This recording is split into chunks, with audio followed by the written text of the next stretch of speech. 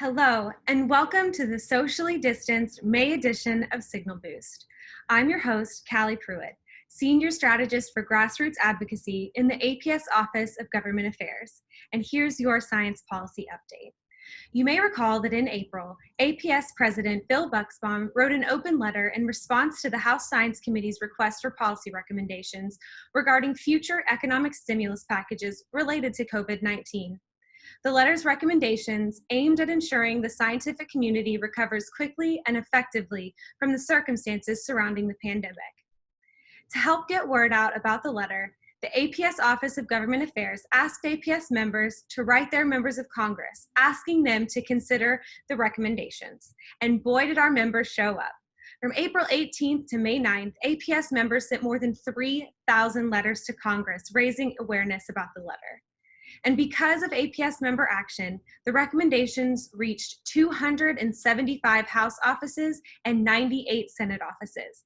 This campaign is one of our most successful to date and a truly amazing outpouring of support from the APS community. Thank you to everyone who lent their voices to this important issue.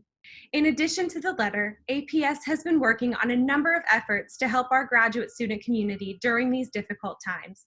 For example, APS advocated for the inclusion of student relief funds in the federal funding responses to the pandemic. The CARES Act that was recently passed by Congress and signed into law by the President provides approximately $6 billion in funding specifically targeted as relief funds for students. That support is available at every institution, but it's up to each institution to determine how those funds will be dispersed. APS OGA and Dan Pisano, the new APS Director of Industrial Engagement, have teamed up and reached out to companies to discuss opportunities for short-term employment that have been created in response to combating coronavirus. While these temporary jobs are not research or physics-specific, they do provide near-term opportunities and resources while waiting for jobs to emerge. You can find a link to the APS job board in the description below.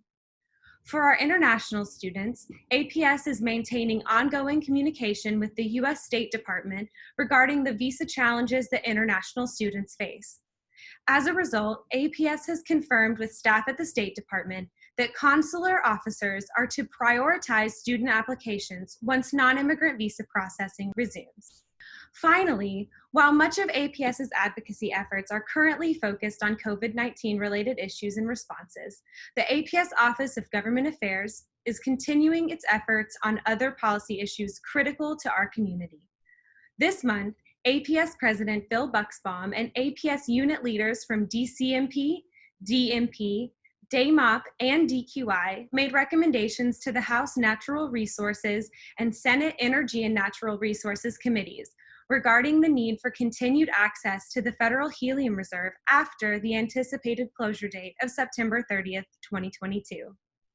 The letter urges Congress to allow federal users, including any researchers supported by federal grants, access to the helium marked for federal use, remaining in the reserve after the anticipated closure date, and also to enact policies that will ensure that federally sponsored researchers have a stable supply of affordable helium necessary to fuel the U.S. scientific enterprise. That's all for this edition of Signal Boost. Have a healthy and safe month, and I'll see you next time.